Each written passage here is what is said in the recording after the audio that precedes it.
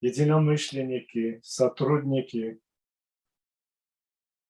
Для меня сегодня праздник, потому что я не участвую ни в каких праздниках общественных, но вот такое общение,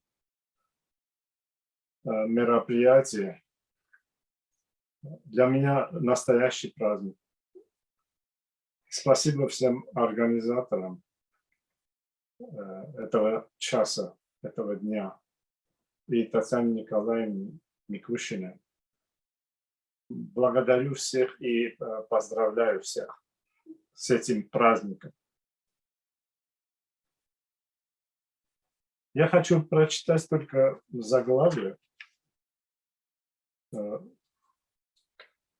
Мать Мария говорит: «Я нуждаюсь в ваших энергиях. Я нуждаюсь в энергии ваших молитв». Никто так, как Мать Мария, много раз не просит, чтобы мы молились. Как она нуждается в наших молитвах.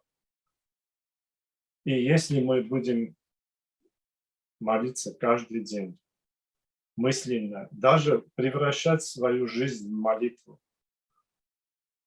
то мы поможем, чтобы нам помогли. Но это не в порядке эгоизма и самовлюбленности, а в порядке сотрудничества. Просит нам: молитесь, чтобы мы могли эту энергию использовать для помощи всего человечества. Поэтому я считаю своим долгом каждый день читать одну розарию.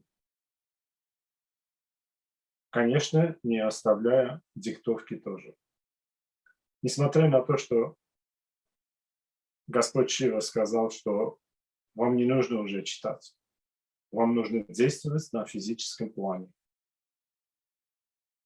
Но разве трудно потерять 10-15 минут и продолжать читать, чтобы получать порцию вибраций, энергии высших сил? Я хочу один из жизни Рамакришны кратко очень рассказать, как Рамакришна на улице встретил женщину. Поклонился он, низко поклонился. И когда женщина прошла, знакомые его подошли и сказали: «Как ты поклонился, такой великий учитель, как? Она же блудница». А он ответил, говорит: «Я не перед телом поклонился. Я показал свое почтение, свою любовь, уважение материнству, женственности». Мы должны тоже поклоняться не телу, не кого-то из женщин, а поклоняться женственности, материнству, независимо сколько лет ей. Даже к девочкам мы должны обращаться как к будущей матери, что она должна развивать женственные качества.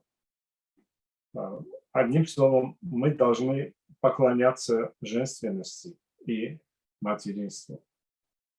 Ну, первое, я уже как заглавие прочитал, что я нуждаюсь в энергии ваших молитв, но и другое. Вы все обязаны сейчас устремить ваши взоры на молодежь. А молодежь – это наше будущее. Они строители будущего. Мы должны очень осторожно, с любовью относиться, общаться с молодежью. Как только у вас возникнет в жизни сложная ситуация, это явится для вас сигналом к тому, что вы давно не обращались ко мне. А ведь постоянство нужно, нам сказано. Для устремленных, для внутреннего пути необходимо постоянство. Если нет постоянства, то нету пути. Неважно, сколько раз вы ошибались, важно ваше постоянное устремление к праведности и исправлению допущенных ошибок. Как снисходительно и как с прощением написаны эти строки.